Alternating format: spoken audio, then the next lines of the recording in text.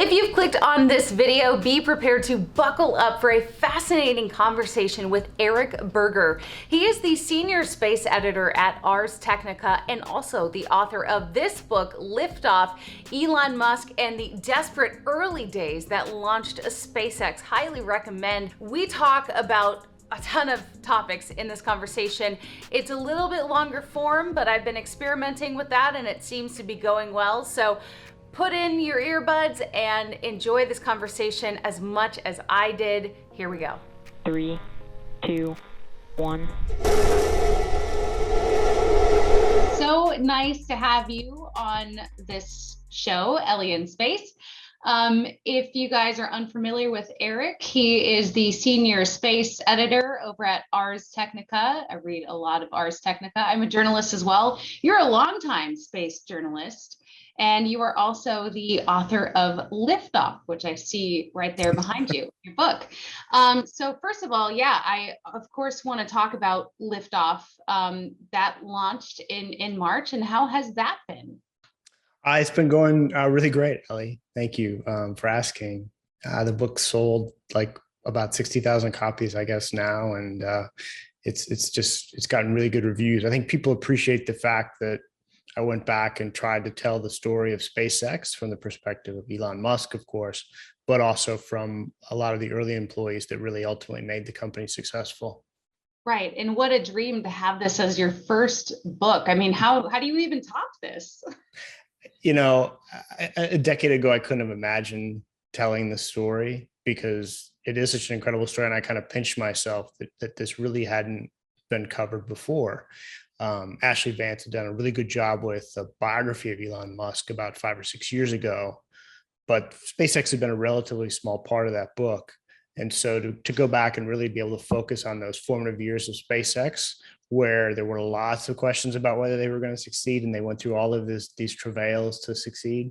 It was really a pleasure to go back and really dig into that. And I have to say, you know, a lot of the people involved in that project, the Falcon 1 rocket, were really proud of what they'd achieved and pretty eager to talk. That is so cool. And your reviews, I mean, people love the book. So definitely go give that a read if you haven't yet. What was it like to have Elon's blessing kind of to, you know, document this journey that no one else had really done as in depth as you?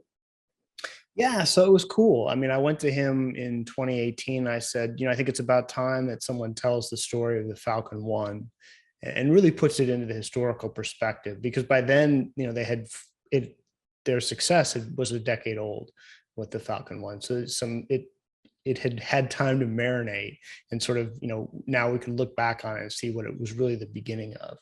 And so he agreed to talk to me. He basically gave a green light to other people who had been involved in the company from the beginning to talk. And so a lot of them had kind of held back. You know, they would tell me, you know, I was thinking about writing a book about this time, you know, some of the vice presidents that were involved. And I'm kind of glad they didn't. But you know, once Elon basically said that let's, you know, Eric can write this book, and I think that's a good idea, then they all sort of really opened up. So everyone I wanted to talk to talked. It was great. I was watching a lot of interviews that you did about the book. How long did it take you to write?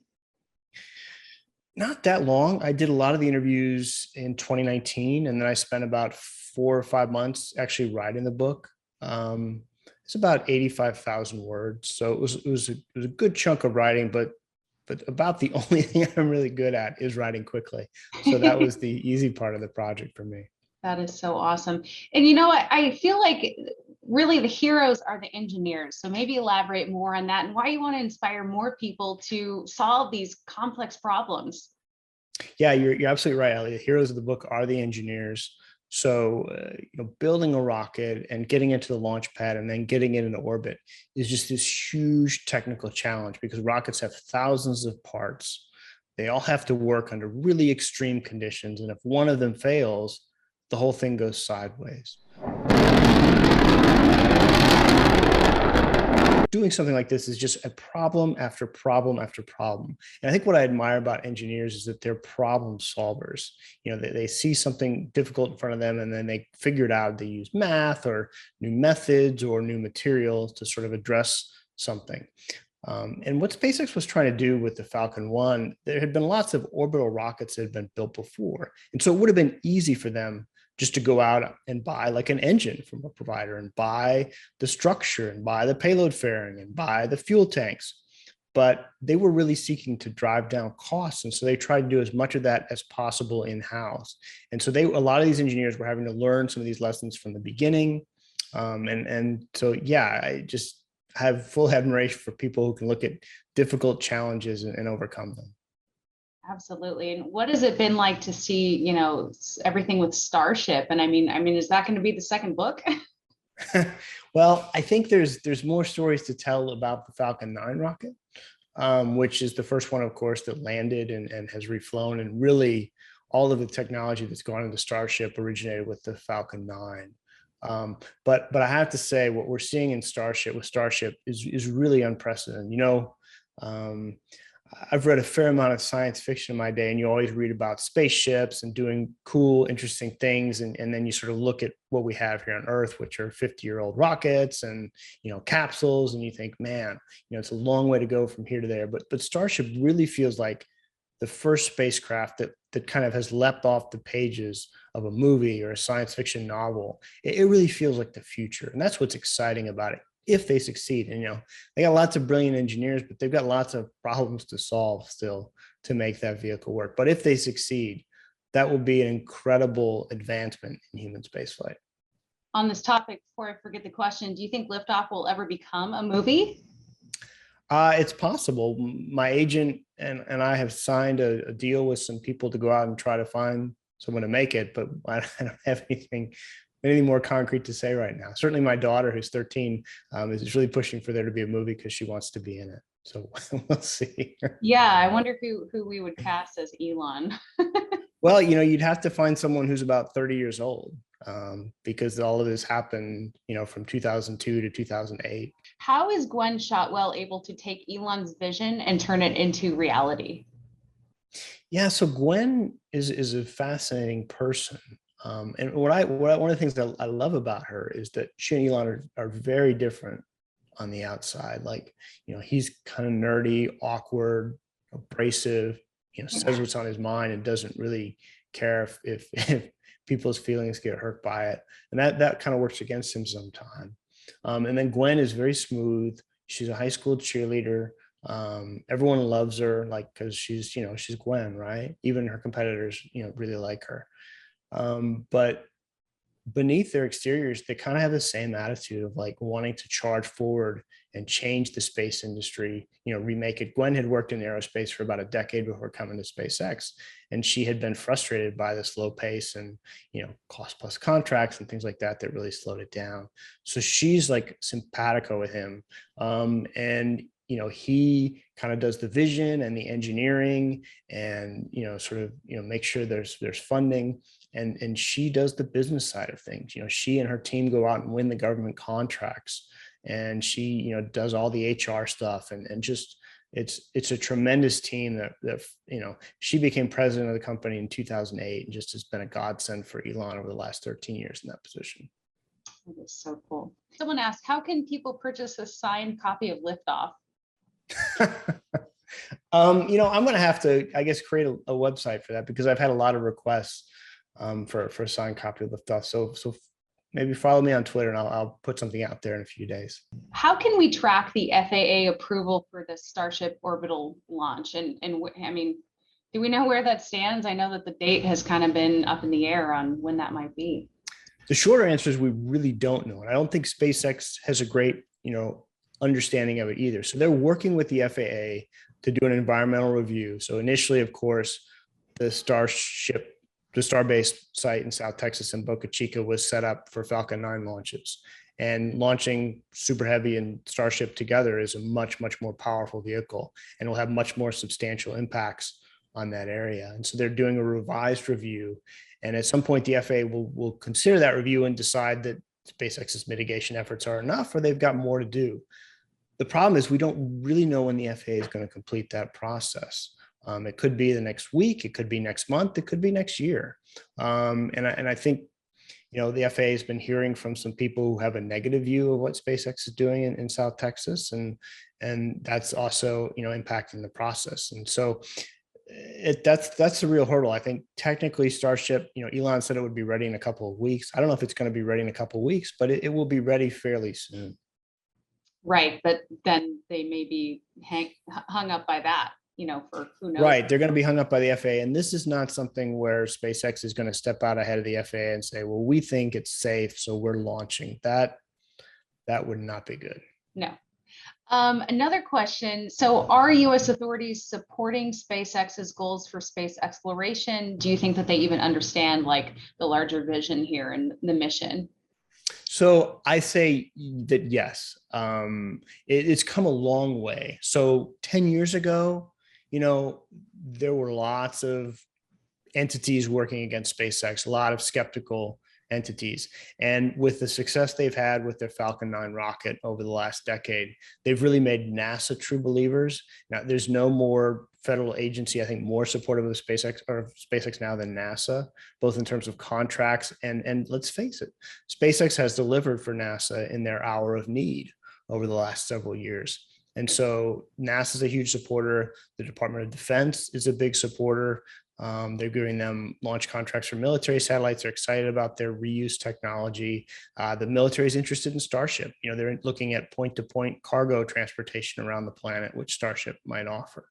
And the FAA too has moved pretty quickly, but there's a fundamental tension between SpaceX and Elon, who likes to go really fast, and anything in his way he wants to run through, jump over, burn down. And the FAA is a bureaucracy, and so it moves slowly. But there's no nefarious elements within the US government, I think, trying to hold SpaceX back anymore. They just want to make sure that they're ensuring the safety of the sort of area around the Boca Chica site. Someone wants to talk about the future of space commercialization, mining, zero-G manufacturing, timeframe opportunities. So whatever you might want to pick apart there in your experience. So I think the person's asking a great question, because the real thing that I think a lot about today is, what are we going to do in space? So the first step was bringing down the cost of access to space. So if a rocket launch no longer costs 150 or 200 million, but is 50 million or less, what terms of economic activity does that open up? And Starship has the potential to even more broadly open that up, because you could put, hundreds of tons into space for $50 million or less. So you are talking about potentially manufacturing in zero-G. And there's been some evidence that tissues, organs, things like that can be sort of made in microgravity that, could do heart transplants or lung transplants or things like that. There's also some evidence that superconducting wires and things like that might be made in microgravity. So that's one idea, and we're seeing some prototypes of that on the International Space Station. And then asteroid mining, I think, is a little bit further out, because that's going to require quite a bit of technical challenges to be pushed through. And the asteroids most of them are pretty far away, so that also increases the time and the difficulty. But now that SpaceX and some other companies are tackling the cost of launch, we're starting to see more economic activity in space, and that's pretty exciting, because we don't really know where that's going to go. But it's kind of like where the internet was back in 1995. We kind of saw the potential for this, but we really had no idea where things were going to end up. And obviously, the internet has transformed society as we know it. Absolutely. It feels like, there's really an old space and a new space with the commercialization and just really exciting stuff on the horizon. Yeah, it's super exciting. What do you think the future looks like with evolving global climate changing conditions on Earth from your perspective? Climate change is a huge issue. And, space has been really beneficial in that the best information we have about the changing climate, in terms of temperatures, melting ice caps, and often even rising seas, come from space satellites, Earth observation satellites in space. Both NOAA and the Europeans and Chinese and even Russians have satellites up there that are providing all kinds of data that for 30 or 40 years have really given us a great baseline of how the planet has changed, and really, given us concrete evidence that there's a problem and that we need to address it. Unfortunately, the political solution is more difficult than the technical solution. So while we now are pretty sure there's a problem, it's more difficult to solve. I think space may actually ultimately play a role in that as well. One of the near-term applications I think that we could see is space-based solar power, where you put large numbers of solar panels in space where they can be basically tilted toward the sun at all times. And so you got 24 hours a day of, sunlight, and you can beam it back to Earth via microwaves. China is very interested in that technology. And so, they're talking about demonstration missions in the 2030s and then sort of widespread application in the 2040s. And if climate change, if we get serious about climate change and want to move our primary energy source to the sun, that would be one way to do it, because you really, you don't have the issue of clouds or nighttime. I mean, it's always on. Wow, that is really interesting to think about. What solutions do you think are viable to combat Kessler syndrome, or maybe an inevitable Kessler syndrome? So yeah, we talked earlier about the fact that, the SpaceX wants to put up thousands of satellites, and other companies or countries are looking to do the same thing. And the Kessler syndrome is a situation where satellites start banging into one another and you get an increasing amount of debris, and then it basically just becomes a cascade where, all of your satellites get taken out. The scientists and sort of engineers I've talked to who specialize in that thing don't think that we're going to really end up in a situation where there's Kessler syndrome, that the odds of that are fairly remote, but we can still go a long way toward junking up orbits. And frankly, we're already seeing it, like in launch windows are sometimes being constrained because of concerns about the rockets, bumping into a satellite, or things like that. So it's a real problem. You'd like to believe that, regulatory agencies from NASA and the FCC here in the United States and, around the world are going to get a handle on this problem, because if we junk up Earth orbits, I mean, that's the end of the commercialization of space, for a long time. And there are some companies also working on orbital debris removal, but those are pretty early in their developments. They're certainly not ready to step up to the game yet. Wow. Yeah, hopefully that they can get a handle on that, because like we said, there's just going to be more and more. This is not the end. This is just the beginning. That's exactly right, Ellie. When do you think that we will be an interplanetary civilization, and why is that important to strive for this? When you think about it, what are the real reasons why humans should go to space? Because robots are really good at exploration. Mars and all the other planets in the solar system, they only need a little bit of power. They don't need food. They don't need water. They can go for, extended periods of time and run these missions. And so, I think the real reason why humans should ultimately go to space is settlement. We are a species who likes to explore and see what's beyond that next hill. And space is really for humanity that next step. And, if we are to be a species that ultimately settles other stars in our galaxy, we've got to start somewhere. We've got to learn to get to places beyond Earth and how to survive there. And that will really be our first foothold into, settling other worlds around other stars in our galaxy.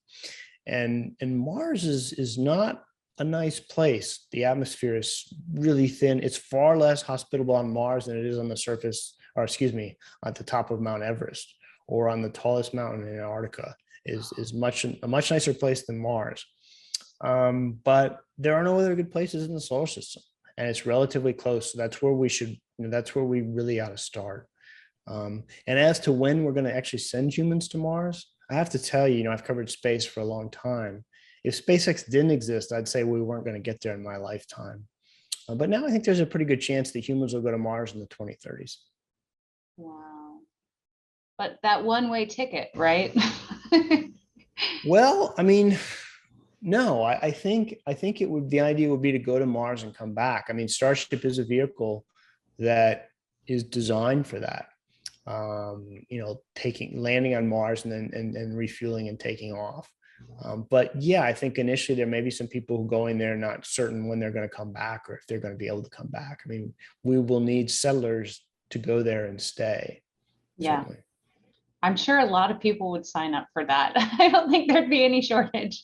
I don't think there'd be a shortage, but it, psychologically, it's a pretty demanding thing to be in a relatively small spacecraft for months and then get to a new world, which would be super exciting. But then you're like, man, this place is not Earth, right? I can't go to the grocery store and get what I want or see the football game or whatever. I mean, it will be a real challenge. So the people who are going to go probably need to be screened pretty well so that they don't go crazy or like turn on one another in like a Lord of the Flies situation. Oh my gosh. It's crazy.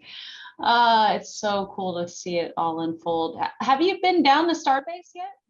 Been down there a couple of times. Yeah, it's pretty wild to see. I guess the first time I went down there was way back in 2015 when there was nothing, and then several times in 2019, and then again in 2020. And things really picked up in 2019. I guess Elon decided he was going to go all in on Starbase as the future of Starship. And the amount of growth we've seen there, the investment that SpaceX has made is tremendous. It's really caused enough people in the community because you've got, more than 1,000 workers there now. And SpaceX is a pretty demanding tenant of space. But it has certainly taken a part of Texas that, was not really had any standout features and really put it on the map. Right. I booked a flight there for next month, so I'm going to see what it's all about. It's pretty crazy. Enjoy. Yeah. I just feel like it. Yeah. I have to see it. I have to see it. I mean, there is more energy there than you would find at any other sort of place in the space industry. I mean, that's really where the cutting edge of spaceflight is happening. And so you can definitely feel that when you're down there. Cool. That is so cool. Yeah. What else are you looking forward to the most? Just looking to the future, the near term. Yeah. I mean, it's crazy. There's all kinds of stuff happening in spaceflight. One of the biggest trends we've seen over the last couple of years is the rise of these smaller launch companies. And so we've seen recently Virgin Orbit succeed a couple of times getting their rocket into space. And just today, Firefly said that they were targeting the first launch of their Alpha rocket in early September. And there's two other companies, ABL and Relativity Space, that are building small rockets. So there's just this whole genesis of smaller launch companies and this commercial space industry. We talked a little bit about it earlier, but just the fact that there's so much private capital flowing into space flight, it's bringing a lot of energy, and we really don't know where it's going. But the future is more exciting, I think, now for spaceflight than it's ever been. There's a lot of potential. We'll see what it unleashes. What is the current status of the Artemis project? And I know Bezos is still protesting and thinking that,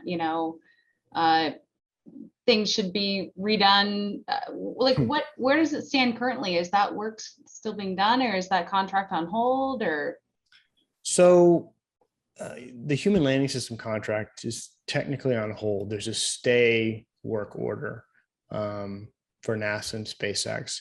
But from a practical standpoint, that really doesn't mean a whole lot because NASA needs the Starship to land on the moon. But SpaceX is using Starship for a host of other things, and they're self-investing literally billions of dollars. So they're going to keep charging ahead with the technology leaps that they need to make to prove out that Starship can, because landing on the moon for them is pretty far down the line. You've got to prove that you can launch Super Heavy and Starship safely. Then you've got to work on landing them and so forth. And then seeing how difficult it is to reuse the vehicles. So they've got a lot of stuff in front of them to work on before they really need to dig deep into the moon stuff. So from a practical matter, it won't really slow things down, but in the space community has really taken notice of Blue Origin and Jeff Bezos's attitude toward the contracts. And they've just been really legally sort of, fighting tooth and nail.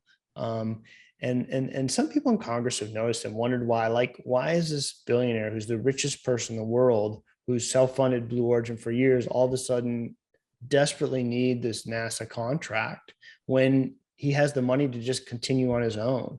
And then if he were to develop that system and it's really great, then NASA would purchase, would buy services. So a lot of people are scratching their heads at Bezos and Blue Origin and wondering why they're being so contentious and so litigious about this. Is this just like an ego thing, a competition thing, what do you think that's about? I think there's a couple reasons. One of them probably is the CEO of Blue Origin, Bob Smith, realizes that he has a mandate from Bezos to win government contracts for Blue Origin. And so he's really gone out and got this A+ legal team to fight it out. And I think part of it is ego. Jeff Bezos has looked at SpaceX for a long time and saw them winning contracts from NASA and the Department of Defense and wondered why his company wasn't getting those contracts. And so he wants a piece of that. He wants a piece of that action, and he's fighting for it. You've met Elon, obviously. Have you met Jeff? Yes, I have. Can you describe both of them? The meeting with Jeff was fantastic. It was way back in 2016, and he invited a handful of reporters out to their factory in Kent, Washington. It was the first time he really opened up about his ambitions for Blue Origin. And it was great. He spent like 3 hours with us, walked us around the factory, was very approachable, and answered our questions. But since then, he's been completely distant. He just has not, he's not really engaged with the space community or the media. I mean, Elon, holds news conferences. Okay, they're fairly rare, but he holds them, and he has these events where he takes questions, and he's on Twitter all the time, interacting with people, answering their questions, providing updates on the community. And you look at Jeff Bezos's social media accounts, and he's most active on Instagram, and it's very highly curated. Like it's not organic at all, and he's not really interacting. It's like he's kind of up there floating above the rest of us, and occasionally he'll sort of reach down and share a piece of information. It's a very different way of doing things, and I think there's an appreciation of the fact that Elon is a little more approachable in that sense, and that he's pretty active on social media. Right. I mean, there was just a 3-part tour published from Everyday Astronaut Tim Dodd. That was pretty cool and pretty transparent, and here we are. So would you like to see more of that from Jeff? Absolutely. I mean, he's got a great story to tell. And they're working on a lot of interesting things at Blue Origin, but they're just really opaque. And quite frankly, under Bob Smith's leadership over the last 4 years, they just not executed very well. And it seems like Bezos has been somewhat hands-off for Blue Origin. So there's a real, I don't want to say hunger, but there's a lot of people in the space community, myself included, who would like to see him get more engaged and get Blue Origin back on the right track. I don't want to take up too much of your time. I know it's much later there than it is here, but is there anything else that you wanted to tell people, or anything else about the book, or future plans for more books maybe? No, I would just, I appreciate your questions about Liftoff. It was really the privilege, I think, of my lifetime to get to tell that story. And I really tried to do it with sort of love and care and accuracy. And appreciate your efforts, Ellie, to speak to a wider space audience. We really need to get more people engaged and understanding that this isn't just about a couple of billionaires making joyrides to space. It's really about, moving humanity, making it a spacefaring species, understanding our own Earth through these Earth observation satellites, and sort of the next frontier of economic activity. So thank you very much. Again, if you are new to the channel, make sure to hit that subscribe button. If you liked this conversation, please hit that like button as well. And let me know what you found most interesting about this conversation. Love to read your comments, and I appreciate you watching this video. And a big thanks to Eric for letting me interview him. What a fascinating person to talk to, and someone who knows Elon Musk personally, so I guess that gives me that second degree of separation. The goal, of course, would be to someday interview Elon myself. A girl can dream, but you know what? I think I can make it happen eventually, but we'll see how that pans out. Well, thanks for watching, and I'll see you soon.